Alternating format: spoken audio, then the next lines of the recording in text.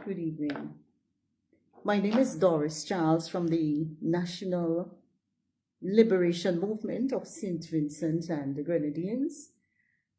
I say good evening and good afternoon to many of our viewers.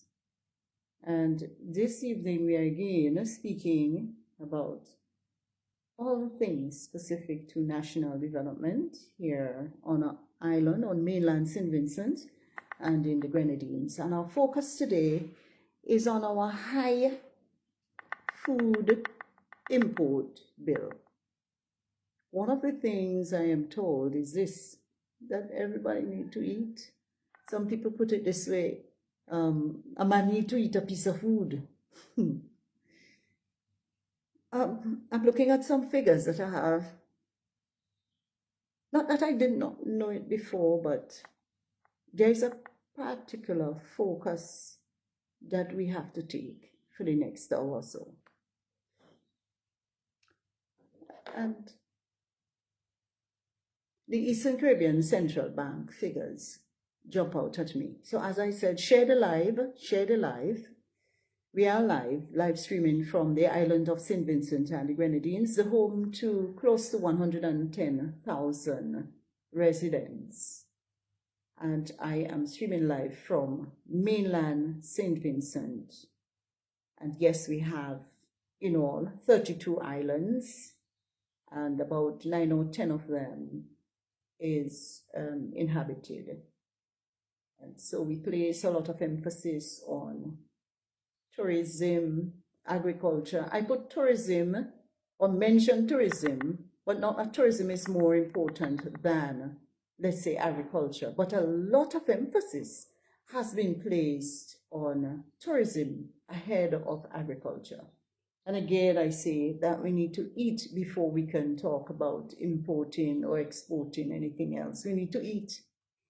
And there are some frightening figures. Yes, we say Eastern Caribbean Central Bank have their figures from 2019 to 2022. I am seeing a figure here. Maybe I don't understand maths properly. 990. You help me. Good day. Yes, good day, Mrs. Hodge. Yes, and good day to all those who have taken the time to be with us. Yes. Jerry Vincent, Samuel Galley, and Mrs. Hodge. So, is that Pastor Jerry Vincent? Okay then, welcome. 990-435-543.96. As I'm saying, it would appear that maybe I don't know my maths right. So you can help me to actually read off this figure. 990-435-543.96. That's the Eastern Caribbean Central Bank figure for the total. Let's go back again. The total food. Let's see if we find that. Yes. So it's statistics.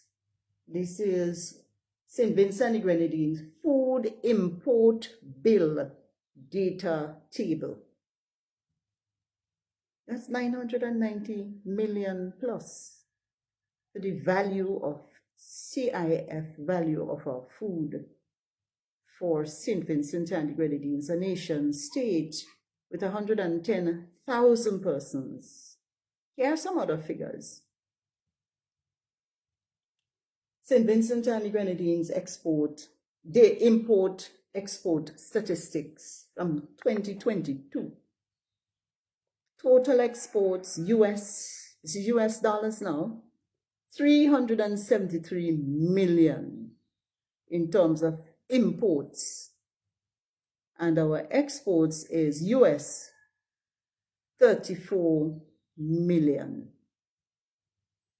So if we are importing $373 million worth of food, when you convert, that is what, something like 1,008,000,000. Yeah, 1,008,051,150 dollars EC. And we are saying that we have land in St. Vincent and the Grenadines, but hear what we are told in terms of the FAO, Food and Agriculture Organization, the data. This was sent to us, yes? Lands for agricultural production in the 1980s used to be something like 33,000 hectares. And they tell me 1 hectare is approximately equal to 2.471 acres of land. But so that was in the 1980s. Gone past that now to 2000s, this declined to 17,000 hectares of land. And now in 2025, we are down to 7,000 hectares of land available for agriculture, the use of agriculture. So one wants to know, why is it that from 33,000 hectares, we are now down to 7,000 hectares of land? One wants to know why. What is the purpose for a reduction in land use specific to agricultural produce? Why is it that there are other things that were given priority over agriculture using the same amount of land? That is, if we had 33,000 acres or hectares, of land in the 1980s, it's not that the land would have been washed away. Granted, we would have had around the periphery of St. Vincent and the Grenadines, we would have had some sort of exposure to natural disasters. We would have had landslides internal to St. Vincent and the Grenadines. But as far as we know, here is it. You have 33,000 hectares of land available for agriculture in the 1980s. And then by 2000, 2001, 2003, thereafter, 17,000, a reduction of, you do the maths, we've gone now to decline to 17,000 hectares. And then by 2025, we're talking this year, if the maths is correct, if the data is correct, we are told we are down now to 7,000 hectares of land. So 7,000 multiplied by 2.471 acres, because 1 hectare is equivalent to 2.471 acres of land. So you know the amount of acres of land we have available for agriculture. What's happening? What exactly is happening? Because, I mean, if you can't eat a piece of food, you will die. Not true? So what really is happening? Can we talk? What exactly is happening? Coupled with that, we have no serious domestic planning to reduce dependency on imports. We have the news items. We have all the sort of plan. Vision 25 by 2025. That was the latest pronouncement by CARICOM. And our Minister of Government went on record to say, indeed, we will be reducing our import bill. That's all those words are saying. Vision 25 by 2025, thereabout, is speaking specifically to the reduction in food import bill. We have land in St. Vincent and the Grenadines. Is there something wrong with our restructuring of the available lands that we have? Or could there be, through the Ministry of Agriculture or the policy on agriculture development in St. Vincent and the Grenadines, could there be another way of reclaiming lands, or probably going backwards or upwards or outwards, specific to clearing land in St. Vincent and the Grenadines and making more land available, to making some more hectares of land available to or for the purpose of agriculture in St. Vincent and the Grenadines? So we have read, we have done the research, we have consulted with economists locally and abroad, and we are recognizing that there are no serious domestic production planning to reduce dependence on imports.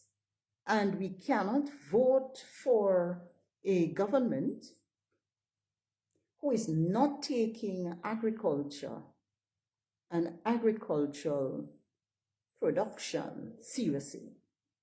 Yes, Mrs. Hodge, you were saying that maybe the extra hectares may have been sold to investors that do not belong to St. Vincent or pay taxes to our state or island.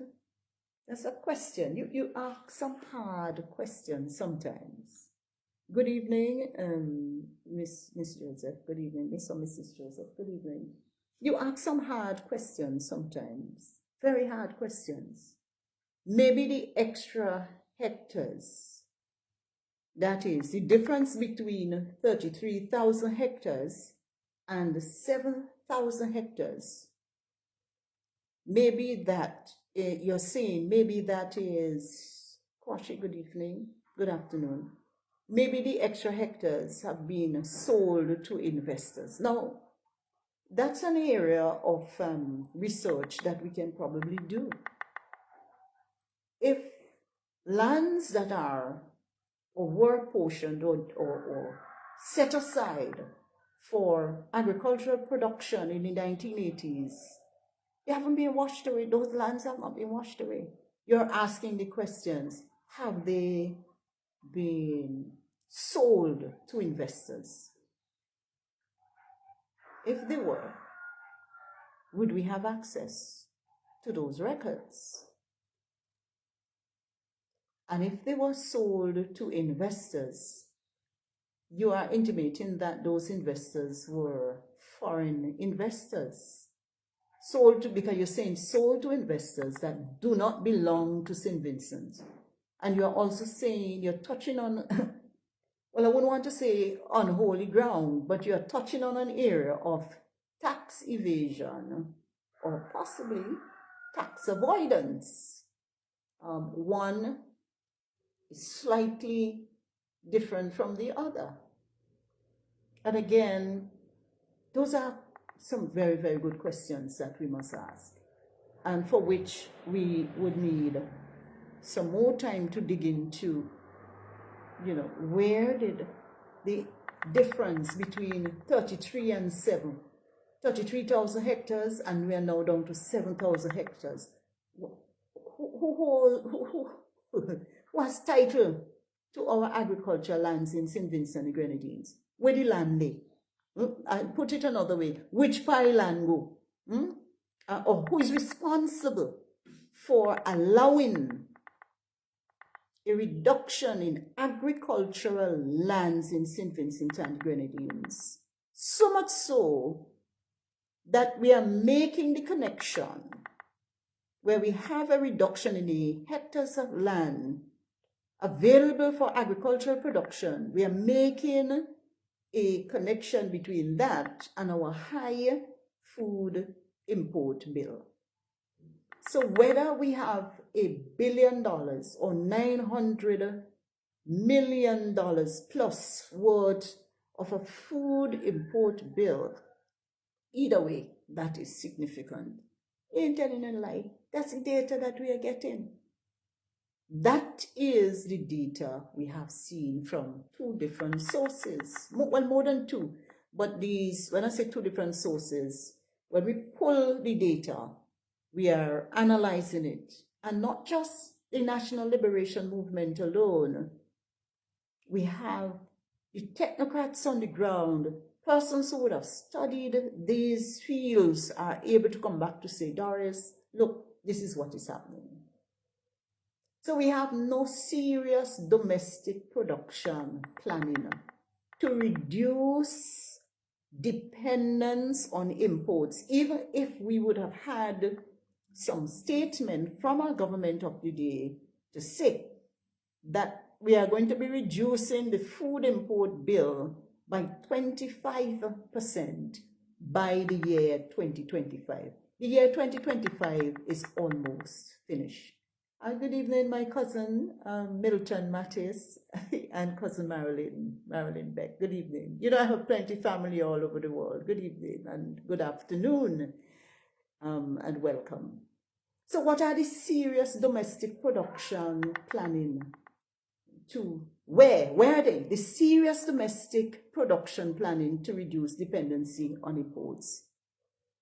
We are not seeing any real serious. There are some efforts, you know, but I'm saying serious production planning to reduce dependency on imports. Why is this necessary? Talk with me. If we not know if we plant food and we always have to be importing food, come on, man. Is there going to be an end to this high food import bill? But we have lands in St. Vincent that I am sure can assist us. We're calling upon the current Minister of Agriculture. We are also calling upon the government of the day. We are calling on our people to wake up to the realization that this cannot continue to happen. It can't. And who are the beneficiaries of, let's say, okay, I was going to say who are the beneficiaries of the land or the landholding policy in St. Vincent and Grenadines? Do we really have a proper landholding policy in St. Vincent and Grenadines when these sort of things have to happen? Yes, Mrs. Hodge. And good evening, Barvin and Derek Richards-Jones. Welcome. How much land was available when our current government came to power? You're putting me real stress and confusion in my mind. And how much was available? Okay, you say how much was available when the government who was in charge changed? Who was in charge before? Let me give you in general terms here. We will now have to analyze seriously, because people would say I am pelting stones, proverbial stones. But let's look at the issue seriously. Let's say in the 1980s, we had 33,000 hectares. When did this government, this current administration came to power? By 2000, this had declined to 17,000. Do the maths. And by 2025, we have only 7,000 acres. From 33 to 7. 7 minus 33. Or 7,000 from 33,000. That is plenty. Plenty. And we have a government who has been in power for nearly quarter of a century. Do the maths. So why should we vote for a government that has no serious domestic planning to get, to reduce such dependency on imports? Boy, I remember. Before I talk about remember, is there a valid reason as to why there are no serious domestic production planning among farmers and the Ministry of Agriculture and so on? Because you see, the Ministry of Agriculture has to be able to communicate the policy on agriculture to our farmers, our fisher folk, and so on. But if we don't have a proper policy in place, then the Ministry of Agriculture cannot communicate what is not there. And if the priority of government of the day is not on agriculture, but rather on other areas that appears to produce or contribute more to our GDP, then you're saying to us that agriculture, somebody, I think some minister or something, they told me, that said agriculture is a thing of the past. No, in God's name, how could agriculture be a thing of the past? How could agriculture be a thing of the past? Now look, St. Vincent can increase domestic food production by supporting its farmers. You know, every time the National Liberation Movement, of which I am a part, when we speak, we will normally give you the current situation, give you what we have researched and what others would have sent to us. And then we provide some solutions. We have been known to do that because we are not on any agenda of hatred, badmindism, and all them kind of thing. Otherwise, God will punish we. We have the interests of our nationals at heart. Thank you, Harvey, for coming on. So what do we do to reduce this high import bill? You think government don't know what to do? Of course they do. But there is probably a hidden agenda that is driving this process. And I am saying we ought to stand up and be counted. We ought to stand up and take note, become cognizant of what is happening to a farming community that's supposed to be feeding us. Everybody want to eat a piece of food. Everybody. Me like me sweet potato. And me dukuna. Me like me breadfruit. You know, whether you fry it, you boil it, you roast it. I love me breadfruit. Then you have, but I have seen so many things, so many foods, staples that come into our country that can be produced right here. And this is a bowl of, we can't say a bowl of callaloo, because this can't be a bowl of callaloo. This is total stupidness. Total stupidness. And increase, simply can increase the food production by supporting our farmers. We have farmers out there. I could tell you before we take this one, Mrs. Sarge. I met with a group of farmers. They wanted to export, they told me, dasheen, and some of them wanted to export ripe bananas. Good afternoon, Ms. Dixons. Welcome. So they went about and they asked the relevant questions, and they were shut down.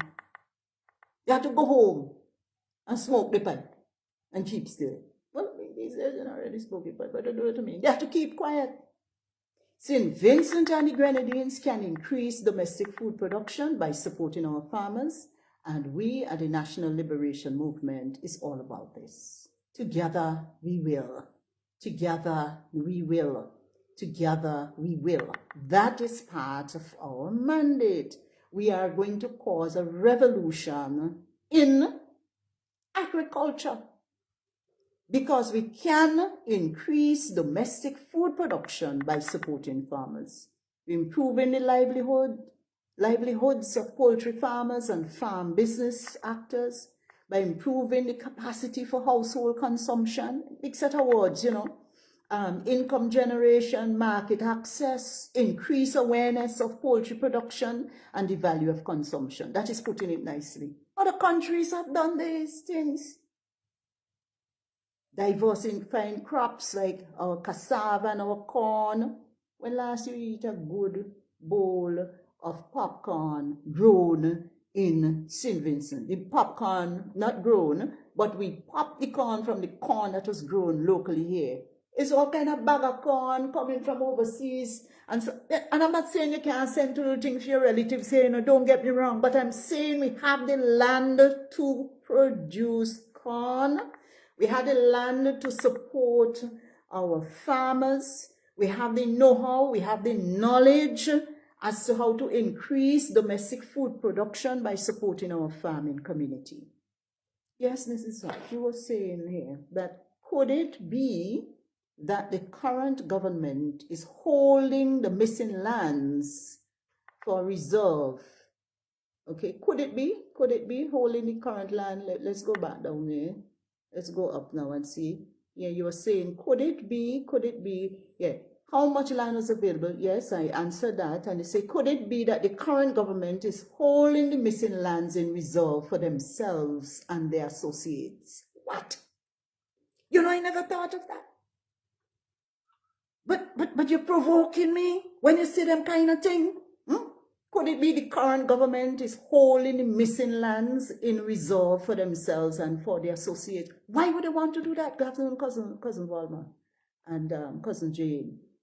Why would they want to do that if they're doing that? We have to ask the question first. The first question is it that the government ministers of the day the current government ministers of the day are holding missing lands. After all, the land can't get up and run away. Yeah, but there's missing lands in reserve for themselves and their associates. That's a deep question. Look, I even want to answer that question because I don't know. They themselves have to give an account to this country and the farming community. You see, I just behave bad like this because I came from a farming community in Vermont on the western side of St. Vincent and the Grenadines. It's bananas that send me to school. Bananas, I used to say Lakatang. Bananas, Edos, dasheen, sweet potatoes. You see these fingers here? These fingers. As a child, I never liked it, to go mountain. I never liked it at all. But it's now, I have a little piece of land right around my current property. And I have to ask people to help me because I am growing older. Yes, I pay for that sort of service. And sometimes I am able to go and weed up and so on. I love it when my fingers touch the earth and my toes on the ground and I connect with the land. They tell me something spiritual, something ancestral. You talk to the Rastafarian community and talk to the brethren and they will tell you that there is something, I don't want to call it mystical, but there is something magical. I even don't want to call it magical, but the point I am making is that there is a connection with the earth that farmers enjoy. And you cannot tell me these days that you have farmers not too far from you say, boy, we have a farmer subsidy program. And what we're doing now is that sometimes you're getting $800, sometimes you're getting $1,500. You are being paid basically to keep off the farm. That's basically what that amounting to now. And you're paid, brothers and sisters, you are paid to become dependents on a source of money from which we don't know where it is coming from. And we are being de-skilled, so to speak. You have some farmers who say, yes, they will collect the money because it is free money. And there are some farmers who are making use of that. Somebody told me recently, they say activity, financial activity is in an upbeat state only when they get paid by a special card that they are given. And this particular card, they plug it in. Some farmers from Georgetown, some from Chateaubriand, some right all over the place. They would tell you, they would go and they would plug in their card for X amount of dollars. And when that is not there, then they can't do anything else. Now, I am not saying that giving subsidies, giving additional income support, giving whatever is necessary, because subsidy is different from income support, that some of it is not,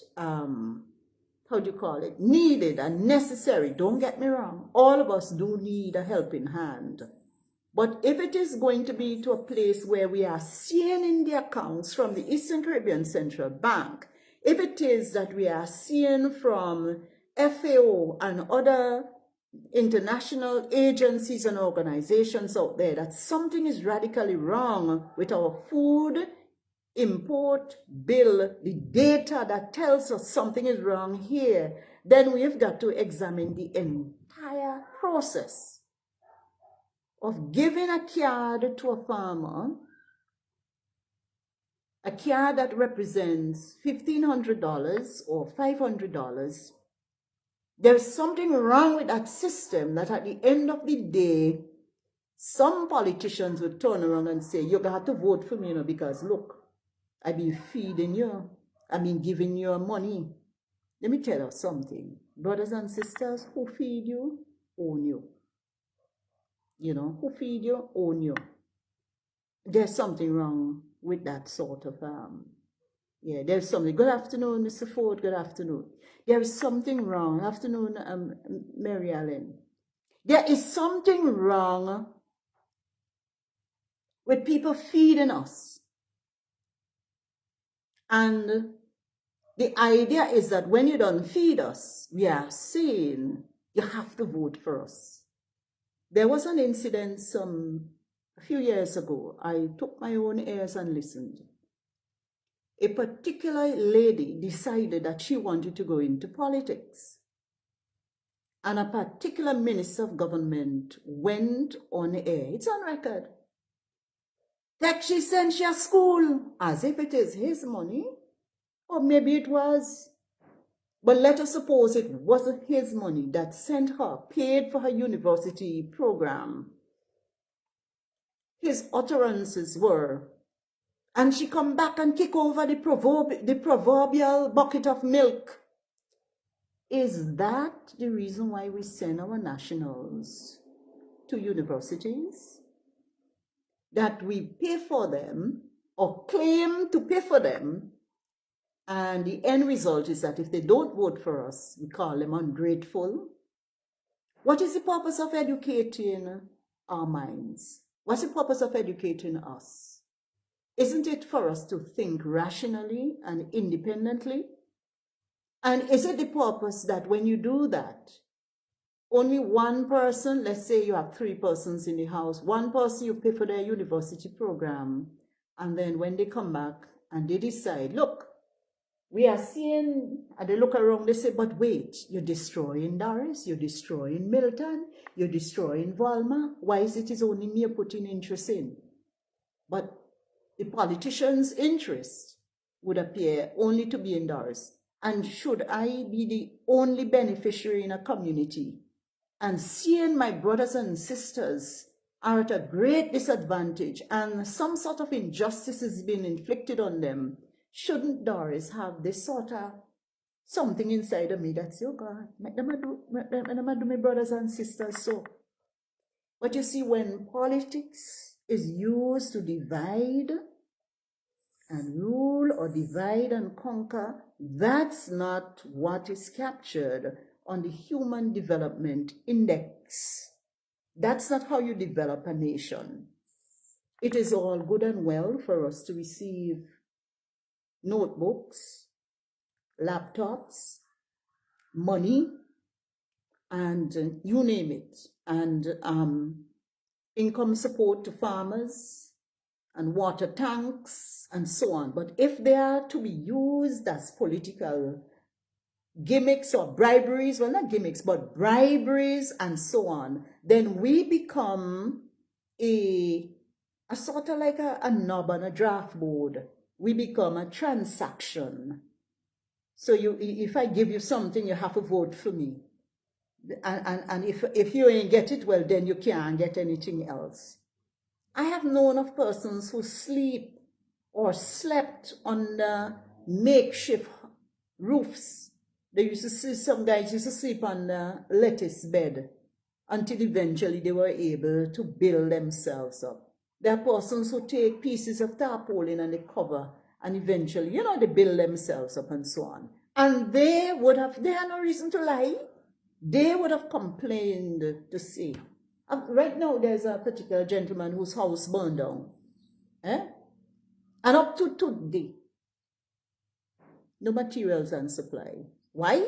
Because he claimed, or she claimed, or they claimed they didn't play the political card.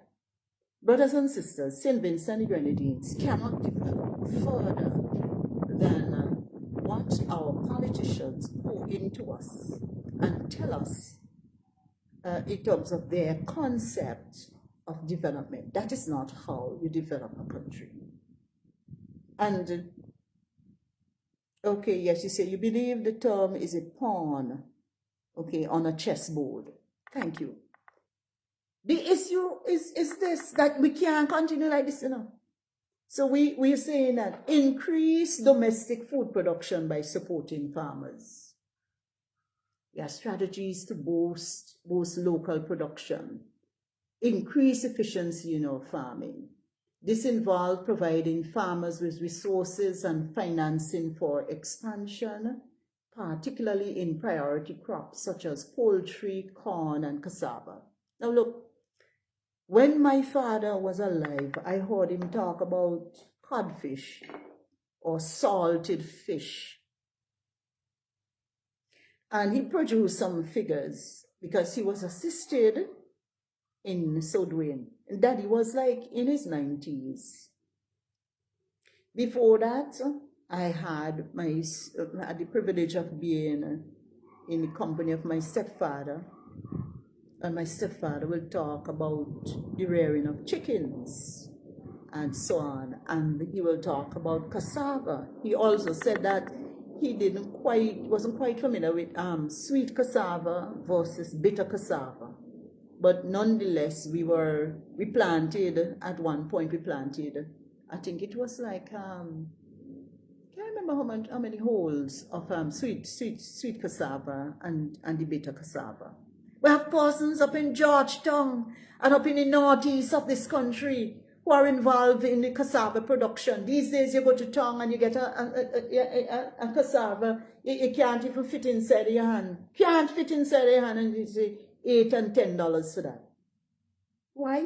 Because production is at all-time low. And I am saying that food prices in St. Vincent, and we are saying that food prices in St. Vincent are too high. Why? Because from 33,000 acres of land that were available, we now have something like 33,000 hectares. We now have 7,000 hectares of land that is available for the support of agricultural production in St. Vincent and Grenadines. You want to call Briggs Alex? Yes, you say the government can afford to give everyone free stuff. Well, and Herbin Williams, welcome. All right. That's an interesting take on it.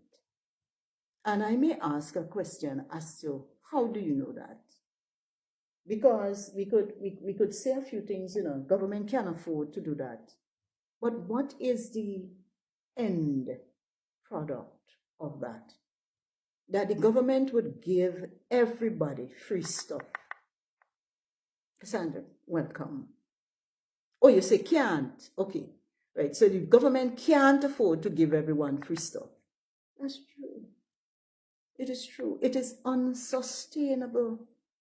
And you notice when government is giving free stuff, you look, there is an increase in the free stuff that has been given. We want our people to wake up to the realization that we are nearing a time for elections every 5 years, roughly. 4.5, 5 years. You have, we're better than that. Bribe. Some claim $40 in a t-shirt. Some claim all kind of thing. Free pen, free book. My dear friend Sylvia, welcome. Free pencil, free chair, fridge, stove. These are the claims that are being made. And you hear people quarrel on radio stations and others and so on. So if those claims are being made, then you have to ask your questions. I am asking the questions on behalf of the National Liberation Movement. Is it true? Is it true that we can be bought? Is it that we still have this mindset that we can be bought, that our vote, the value of a vote is $40? When the $40 is finished, we have a government that will sit in power and they will make policies, they will amend our legislation, and so on. And they would do what they choose to do because we give, by virtue of that vote, we give support to what is known as a collective voice. And naturally, you have representatives that would go ahead and say, my government says this and my government says that. When you at the local level, it's a process of democracy. We inherited what is known as the Westminster style of democracy, so that the majority rules. So that's why we have every 5 years, 4 years plus, this whole concept of voting and Whoever get the most votes, them win. And whatever decision they take or make, then we say, we have to be satisfied with that. Well, up to a great percentage of us would say that. But I'm saying this, that what is the cost of a vote? What is it? What? We have to be thinking about it. Why did I vote? Did I vote a party before my country? Did I vote a policy that the party would have articulated well? Let's say a policy on education. The National Liberation Movement, to which I belong, will be doing what is known as a literacy survey to find out certain things about this education revolution, to find out how best we will be repositioning some of our nationals who are best qualified for certain positions and to lead the process going forward. The survey will also analyze how many persons are trained in artificial intelligence, how many persons are teachers within the system who are graduates who have mathematics and who have science focus or information technology focus. We will also analyze those persons who are in the technology department. I think they call it ITSD, who are able to sort of synchronize this whole system. We're looking at digital transformation. So when we say education revolution, it is a broad spectrum that we will cover to see who fits where, who fits best. Yes, Alex, you say you can't give everyone government work. That is true.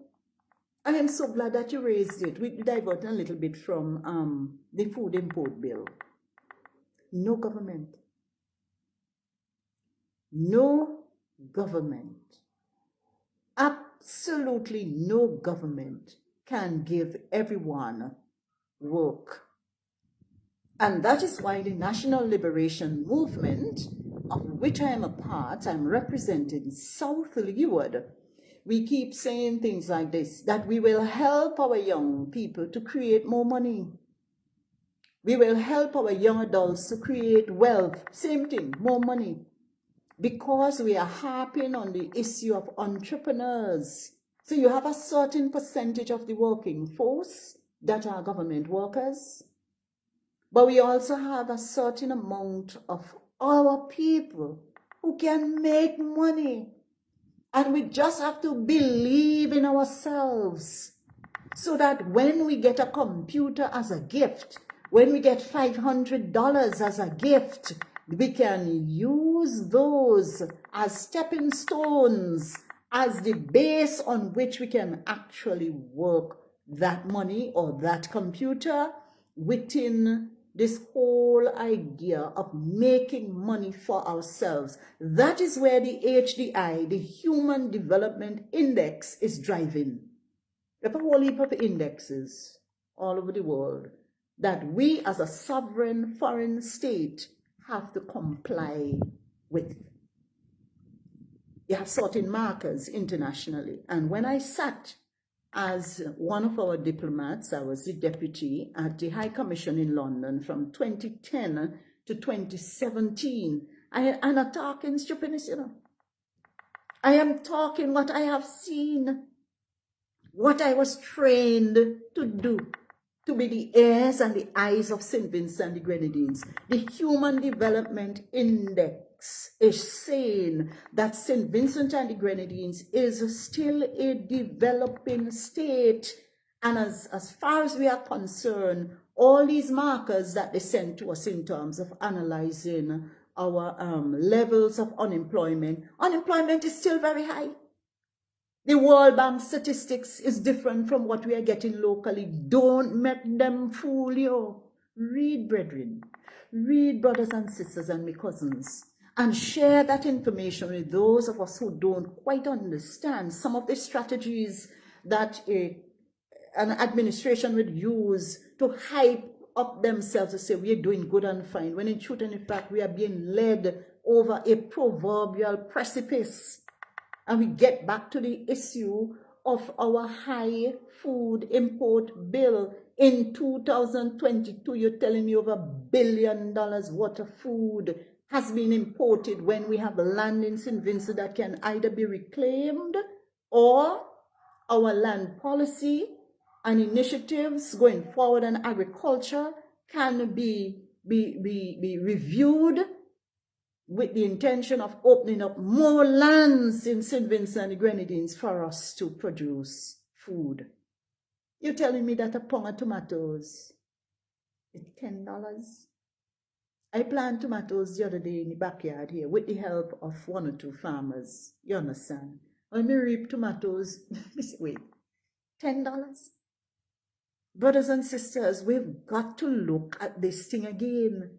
Diversify crops, focusing on regional commodities. Well, in this case, local commodities. Oh, yes, regional. Because we could supply cassava to Trinidad and Tobago. We could supply cassava to, you name it.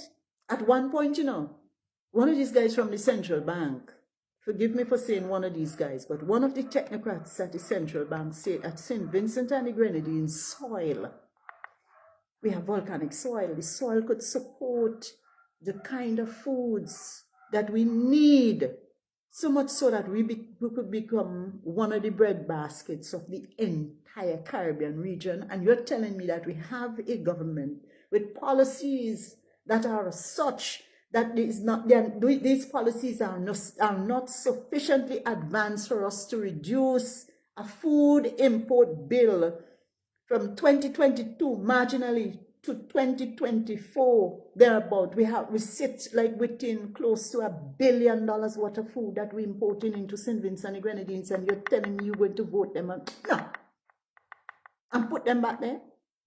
No. We got to look at that again. No amount of computer you give my children and my cousins, no amount of money that you give them, without saying to them that this is not a bribe, without looking at the picture, you're looking at it holistically for the development of our nation. I'm talking to our Christians, I'm talking to our non-Christians, because some people say, I don't think that is our concern. Of course it is your concern. Christians, if you don't eat food, you can't go to church. You can't get the strength to put on your clothes, to comb your hair, to dress yourself properly, because food is important.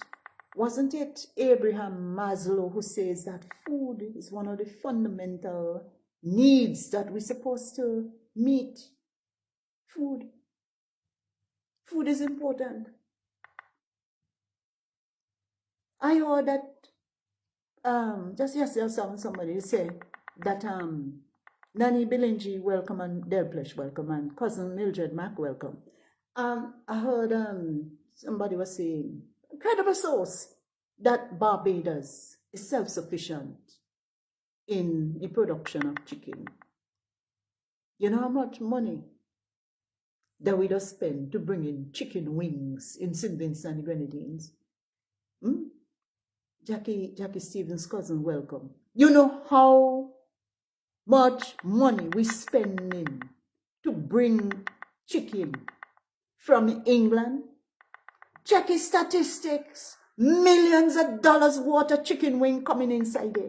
But Barbados, whose soil, different from ours, granted that they have different structural analysis and fiscal measures put in place and priority place and this and that. Food. I bought cucumbers. It's after me done buy cucumber, and set me God, me not gonna go eat the cucumber. Or me be vexed. So I go walking sometimes, so when I get to this place now, I said, boy, Darius, you eat cucumber for a long time. Look, some nice cucumbers there. They were short, short breed. Think those are calico. So I say, brethren, I need a $5 worth of cucumbers. And readily, he sold me. He said, yes, cuz, very nice to see you as well.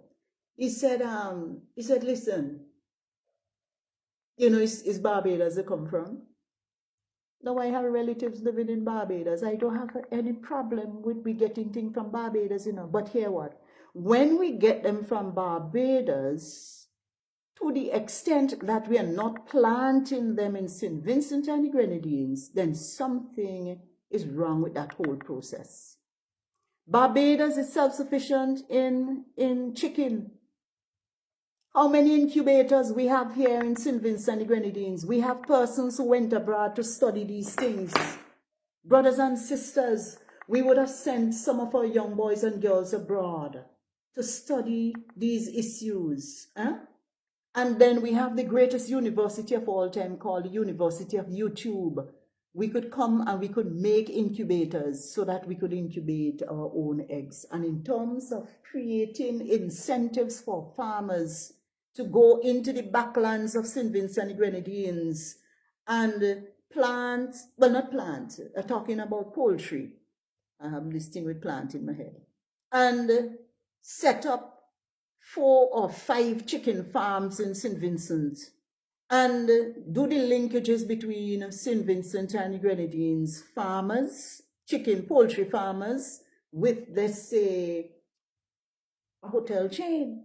We're talking about tourism. And we're talking about the monies that are secured in the name of St. Vincent and the Grenadines to build all these hotel chains, the beaches, hotel chains, the Marriotts and so on. And we say we're going to make the entire Leeward district, the most or the best or the productive, whatever. Let me tell you something. Any money that is secured in the name of St. Vincent and the Grenadines belong to us. Don't belong to a particular party. It belongs to us, the people of St. Vincent and the Grenadines. Don't get tricked, don't get fooled anymore. I used to think that if the government of the day, it goes out and it collects or negotiates for a loan of whatever, that it belongs to the particular government. But if we are indebted to a particular nation, they say they put a hook in our nose, we have to pay back the loan. Because, guess why? It is in the name of St. Vincent and the Grenadines that particular source of funding would have been obtained, not in the minister's name. Let us get that straight. So monies that come into our coffers should be properly accounted for. That's why one of our values is about transparency and accountability, and loyalty to our country first. And then the redistribution of whatever it is, we have consultations with our people because our politicians are the employees of us, the taxpayers. And therefore, we should have a time to sit and say, look, we went so and so, we got this amount of monies, and this is what we're supposed to be, apportioning this money for. So this is for the building of such and such, this is for so and so. You come in the news and you say whatever, and then after that, we don't know how the money go. Nobody giving account until probably an opposition leader might stand up and say, where the money go? When in truth and in fact, days, months, weeks gone, and then you may hear something leak out to the media. Then the media try to analyze whatever it is, and then afterwards you have all kind of convoluted something. That's not transparency. That's not political integrity. And those are the issues that we're harping on. Oh yes, Mrs. Hart, I didn't realize that you're saying. Again, you're asking, can our current government answer the question, where are the missing lands? That's a question. That's a question that the current government would have to answer to the people of this country, because we wouldn't leave it alone. We will be reminding residents everywhere to ask those questions. Where did the land go from 33,000 hectares? Multiply that by 2.461 acres. 2.461, I think they tell me 2.461, let me get my figures right. 2.471 acres of land is 1 hectare. And in the 1980s, we had 33,000 hectares of land dedicated to agriculture. Hey, good evening, Cousin Doug. Good evening, Cousin Doug in Mattis. The 1980s, 33,000 hectares of land was available. And the question Mrs. Hodge is asking, can our current government answer the question as to where are the missing land? Because it appears as if land is missing. How much we say is available now according to the FAO data? Only 7,000. 7,000 acres, 7,000 hectares, I beg your pardon, of land having been reduced from 33,000 hectares to 7,000 hectares that is still available, that is available. And you're telling me that you're placing agriculture on the back burner. For ministers are on record to say that agriculture is a thing of the past when we have a food import bill of close to $1 billion. Food import bill, if I lie, check the data from the Eastern Caribbean Central Bank. We're talking about reducing 25 by 25 by 2025. That's the vision. That is a nightmare. It's not a vision. Because we know we can't do it under the current administration that do not have land, and beat me upon it, because the facts are there. Beat me upon that. Oh, I don't know what I'm talking about when it comes to agriculture. We have competent people in the agriculture department. I won't call names. Sister Walsh, good afternoon. I just picked up on you there. We agriculture department. We have technocrats who know and understand what agriculture reform is about. They've been in school. We sent them to school. We paid for, when I say we, our taxpayers' money would have sent our nationals abroad to understand economics, law, medicine, agriculture, artificial intelligence, digital transformation, you name it. We have a big document over 200 pages. I read most of that document. I shared it with some of our, we call these people, foreign direct investors, because I was told to do so. At that time, I believed in everything that was told to me to convey or to convince our foreign direct investors that this was the place to be. But there has to be some micromanagement. Otherwise, micromanagement of our key indicators.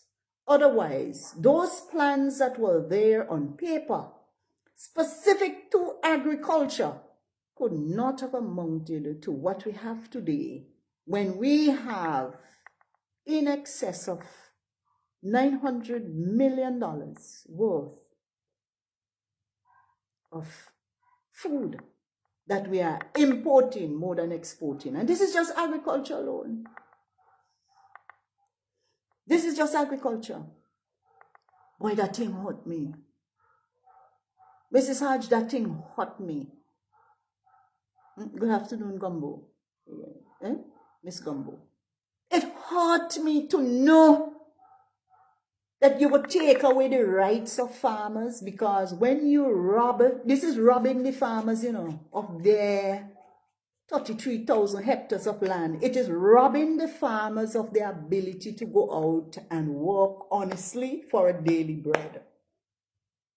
I am a child of a farming community.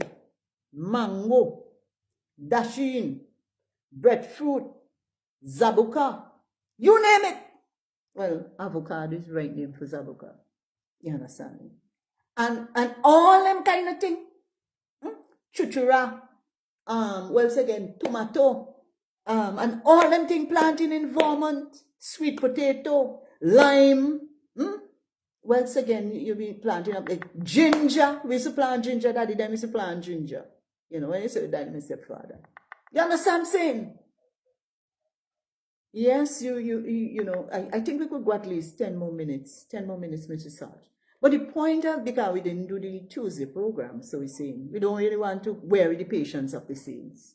So I'm saying diversify crops, huh?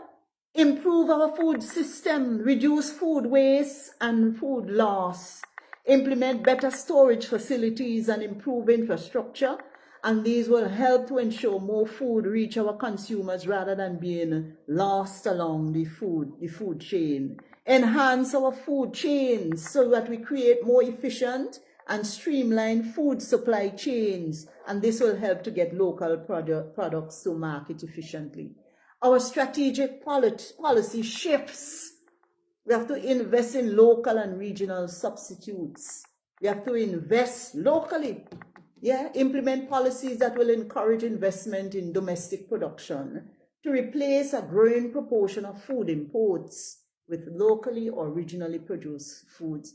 Food, regional cooperation. So we work with regional neighbors and so on, like CARICOM and so on, comprehensive strategies to address food security and reduce shared import burdens.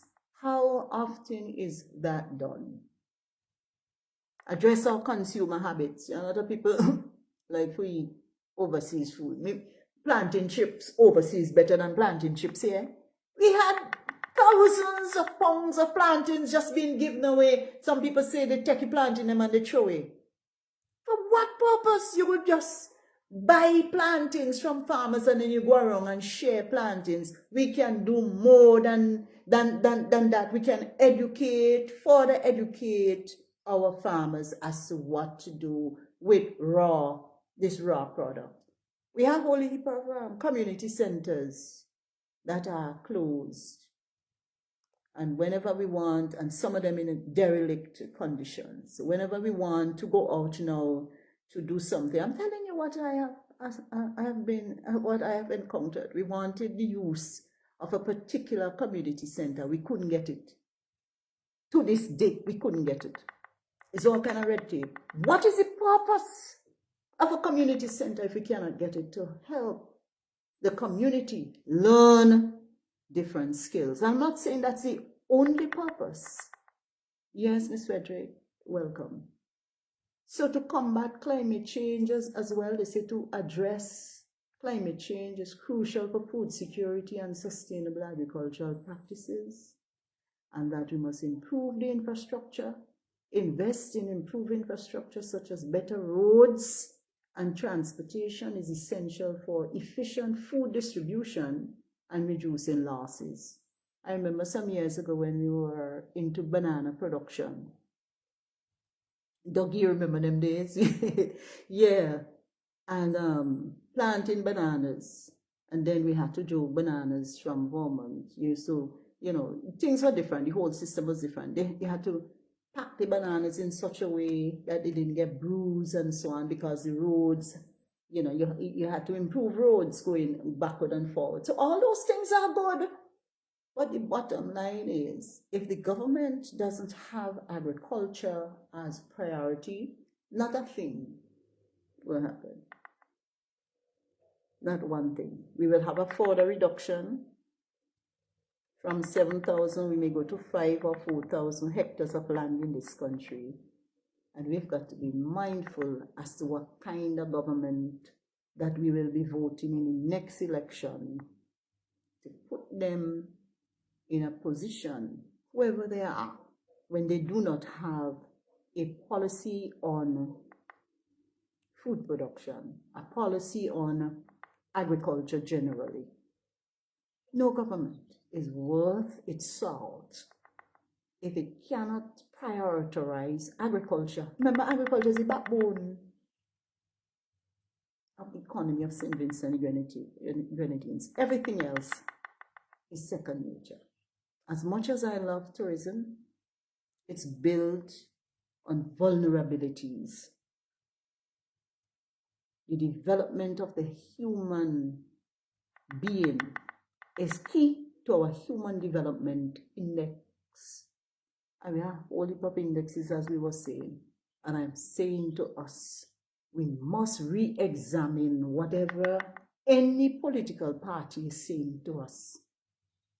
Okay, yes, you said, yes, Mrs. Hodge, you said you can, I believe we can also encourage our people in the diaspora to become sellers of our fruits and vegetables, plus other Vincentian products. That's why we have our foreign policy, which states, part of it basically states, as when I was at the High Commission, my role besides representation at various organizations throughout, with which we would have developed either bilaterals or multilateral relationships, would have also be key in diplomatic representation right across the board. My role, part of my role was that of attracting investments into St. Vincent and the Grenadines and the development of trade relations. And there are a number of things we have to review, in terms of fisheries. There are a number of things you have to do in terms of circumnavigating or clearing ourselves from the blacklist of some of those countries with whom we want to trade. So many things. There are many discussions we would have had behind the scenes to get persons or get countries and organizations to accept our produce. Yes, we must encourage our people in the diaspora to become sellers of our fruits and vegetables plus other Vincentian products. I give you a little story. There was someone who wanted to buy our root starch, and through me, we made the necessary contact. And that's not to brag and boast, but I'm just saying one of the things that I would have done. And when it was time for us to make the final deal, I was told not to go forward because there were issues with our local production line. And that was really disheartening for me, because at first I was encouraged to seek the market. And here am I seeking the market, talking, doing all sorts of things. One of the things I would like to do used to do as well, I would provide a little taste of St. Vincent. So I would bake, I like to cook and so on, using some of the same, like coconut and so make the little tart and so on, produce nice little drinks, and making sure that the persons who come to sit with us and discuss, I would share with them, because that was took out a bit of that from my budget. Spend a lot of time on the telephone talking as well, and doing all sorts of discussions, smiling and shaking hands and so. And at the end of the day, we didn't get the market because locally, we didn't do our homework. And I am saying that if we were properly advised locally, beat me up on that, because I could bring the facts. If we did our homework locally, we would not have gotten to the stage where we had to say no to the individuals. You see, this whole thing about arrowroot, we also made some very, very good headway in arrowroot. And then I was told to hold. We need to review our policy on arrowroot production, which is in the north of the country. I think it's northeast.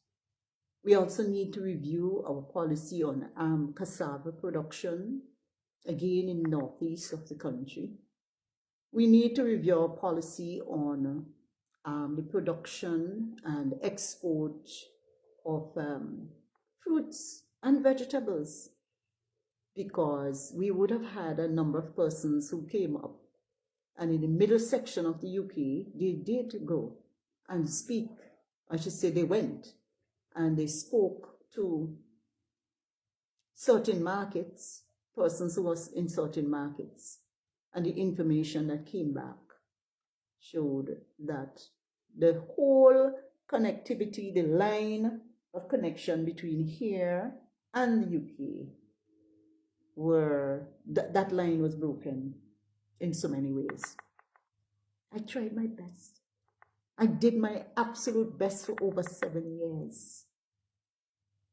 And it hurts to know that we have the produce in St. Vincent, we have the products in St. Vincent and the Grenadines, and there are disconnect between moving from the farm along the route and then to get through to all the red tape at the customs, and all of that need to be fixed. We have to make sure that that whole process is not swifter but smoother.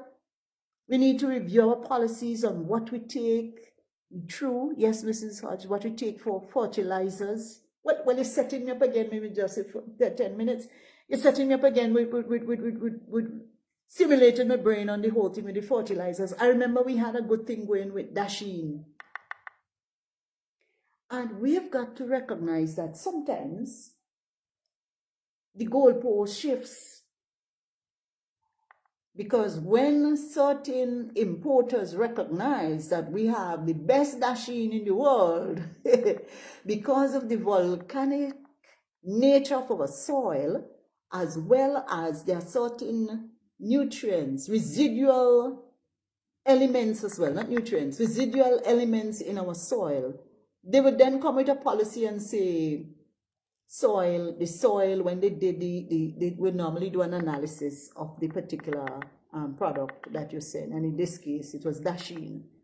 They were just informing us that the level, that the presence of that particular element in the Dasheen was supposed to be 0.2, and they would put it at such a way that we are either nearly close to 0.2 or just gone past 0.2, and we must be careful. So, well, obviously that is, in my way of thinking, that is one way of sort of placing certain limits on the amount of Dasheen that we could bring in. But I have known, and I've had discussions with Vinci Fresh and other persons who were at Vinci Fresh at the time, that they would have had the opportunity to either bring or send certain samples to the UK, and other agencies as well would have sent, products to the UK, and within minutes, the African brothers and sisters would, purchase practically everything that we would send. But there's a market there for our produce. And we have technocrats who are better at this thing about sale, marketing, analysis of our own products from St. Vincent and the Grenadines. The whole process needs to be simplified. We sent people to World Health Organization, to World Trade Organization, I beg your pardon. We had persons from our ministry who would have gone to sit and decide, and they were able to be taught exactly about that whole chain within the continuum of trade between small island developing states like ours and other recipient nations, specific to bananas and our tubers and so on. And they know. But if we micromanage them politically, if we say, man, and you could kill a dog without putting the actual rope around the dog neck, you could starve it. Or you could transfer the dog. I'm not calling anyone dog, Proverbially, you could transfer, let me put animal, from one place to the next. And that individual will miss out, that person would miss out on making sure that their knowledge of whatever area that they have been sent to do further training on, they will miss out on that. So we have the policy on paper, of course, but the key players and the stakeholders within the chain that would make a smooth transition or connectivity between the product or the produce, whether we add value to it or not, from that area to send straight across to that area of the world, we would have a sort of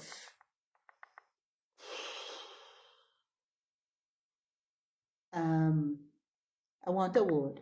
we would have a situation where it would not be a smooth running of things. All I am saying is, if you have a government in office for 25 years, nearly 25 years, who would have seen it necessary to reduce further reduction on the hectares of land for agriculture to now we have 7,000 hectares multiplied by 2.471 to get the amount of acres of land that are now available for agriculture. And you have that same government is asking for another term in office to do the same things, to further reduce the hectares of land available for agriculture, to not put a policy in place. 25, reduce the food import bill by 25% by 2025. Come on. Wendy Dublin, welcome.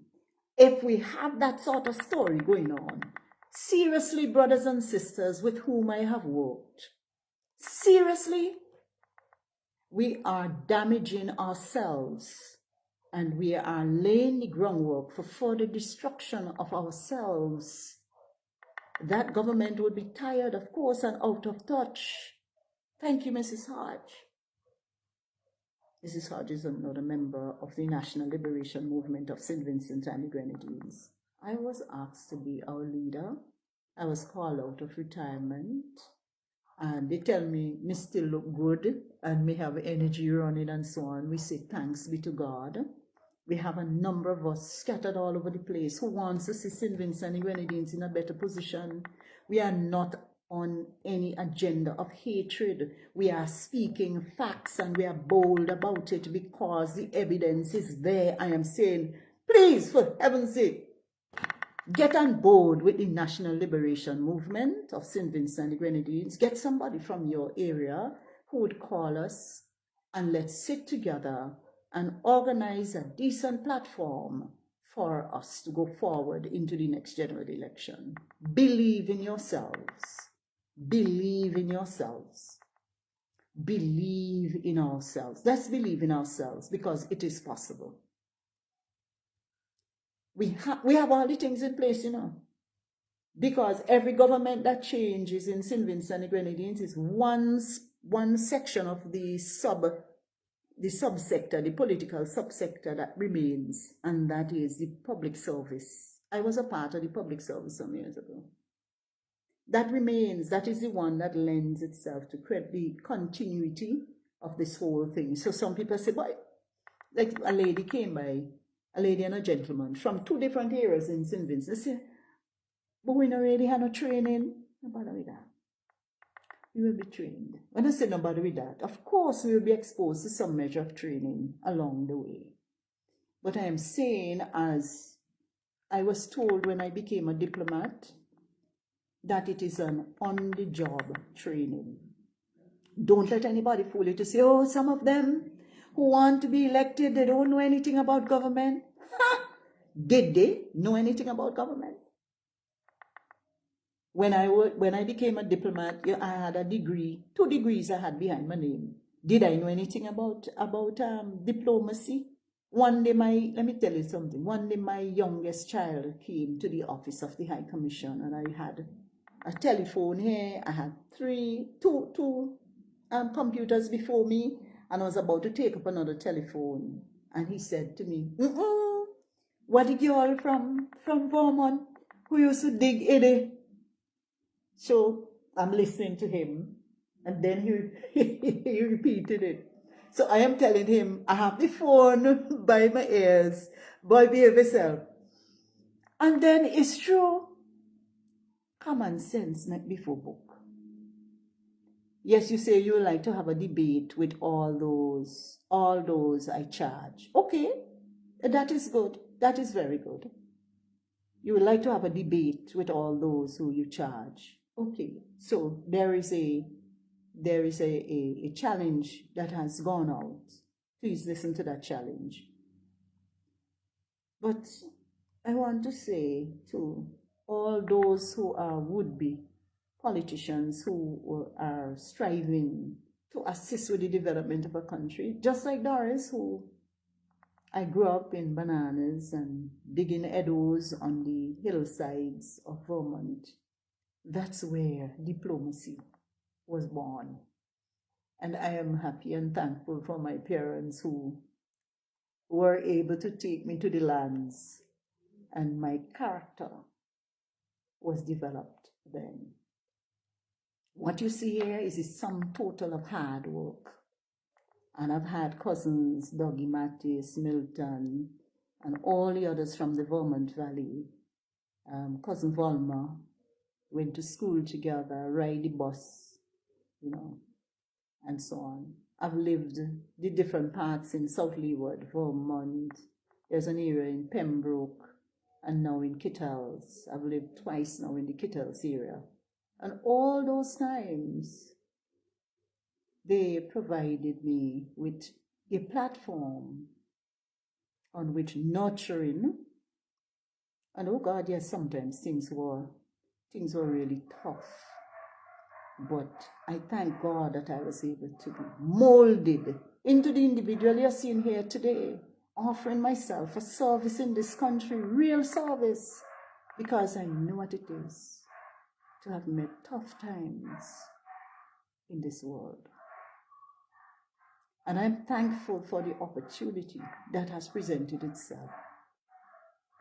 I'm saying to you, my brothers and sisters who are looking at me, do not allow our other brothers and sisters, our farmers, to die at the hands of an administration anywhere. And I'm not saying that this is the worst government that has ever taken place or has ever taken the realms. I'm not saying that, But I am saying when you look at the history of St. Vincent and the Grenadines, we must question a number of things. Why is the food import bill so high that our farmers are now reliant on a little money?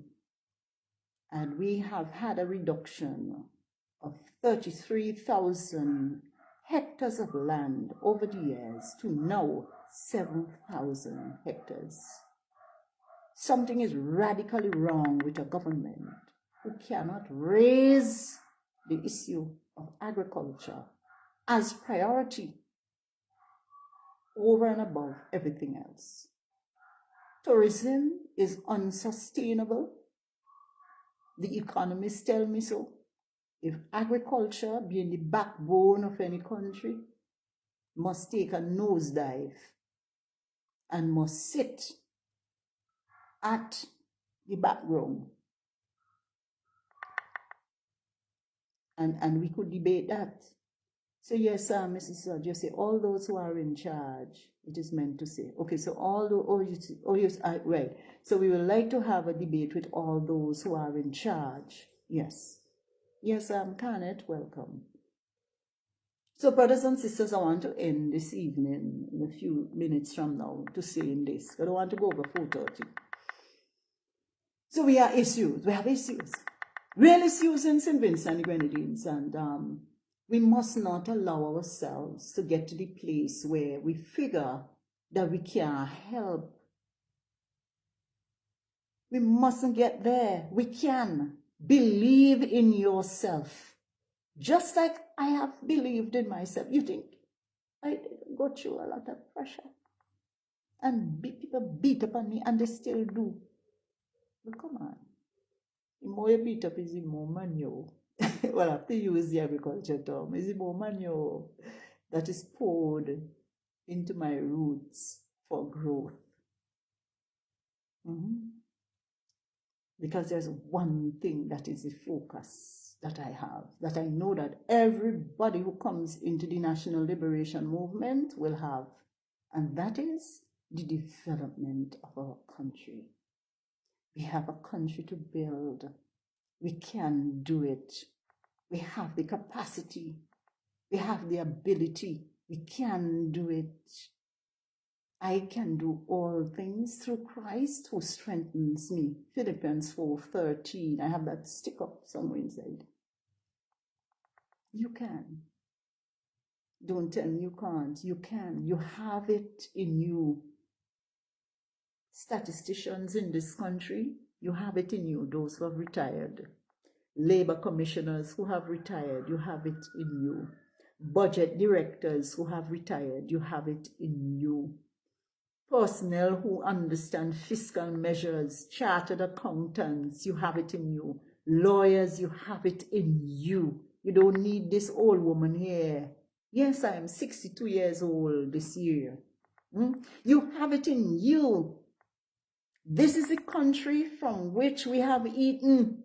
This is a country that have supported us so many years ago until we are able to build our own homes, so that we are able to get a loan from the credit union or the bank, so that we are able to send our children to school, and we now have grandchildren as a result of the fact that this country is ours. This is a country that made us what we are. And therefore, I am saying to us, we have an issue of our leadership of this country that is in crisis. We have our young people who we want to give guidance and provide guidance to, because I want to always be around one of these days, of course. I must go on to the great beyond, and so would you. But we who are alive today and remain must have a mandate from God himself that says we have a country to build and we can do it. Don't let anyone tell you that, go to school. Don't let anyone put inside of your head that you are obligated to them because they send you to school. None of them send me to school. None of the politicians in this country gave me a job. None of them. Beg them to show me which part they sign to say that they employ me. It is the farmers, the taxpayers of this country who send people like me to school. And now I and others are sending others to school. Those of us who are receiving a pension, those within the diaspora who sending home little remittances now and again. Come on, and the tax system, we are the most taxed nation. I was reading up on all kind of taxes that we have here in St. Vincent and the Grenadines, and I'm saying, what? What's going on? Don't let anybody tell you that you do not matter. You do. Build your self-confidence and say, indeed, yeah, I'm going to make that sacrifice. And indeed, I am going to join with Doris and them, even at this late stage. Get 6 people who will nominate you, who will sign that nomination paper. Call me, write me, NATIONAL, IBERATION, MOVEMENT at gmail.com. So that's National Liberation Movement at gmail.com. But you notice it's not 2 L's.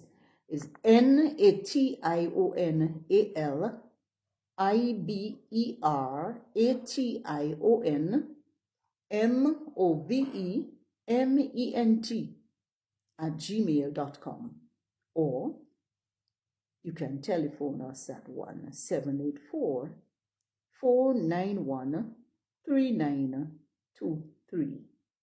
So we were gone around most of the areas in the South Leeward constituency, and we are advised to go out into the rest of the community here in St. Vincent and the Grenadines. And, we have unorthodox ways in which to do that.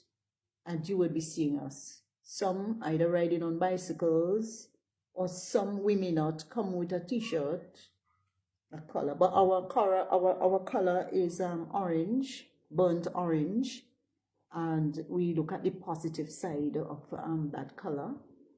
We also have the bicycle Form 8 from the Representation of the People's Act when it comes to symbols.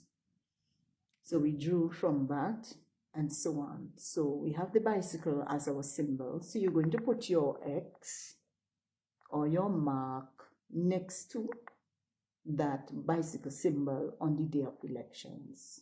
My name is Doris Charles, and I received several degrees behind my name, but most of you know me. And those who don't, those who do, tell the others that I am one of the candidates for the National Liberation Movement of St. Vincent and the Grenadines. Get our young people on board as well. We have a youth policy, still in draft format, but in time we will see to it that it is published. We also have a sports policy. We have a working document. That's a document internal to us as to what it is we are going to do and how we're going to do certain things. And we have a manifesto that will be printed and shared. Okay. And again, in due course, because we are fine-tuning a number of things, that's why we are talking to you in this way. I want to wish you a very pleasant good afternoon or good night or good evening where you are.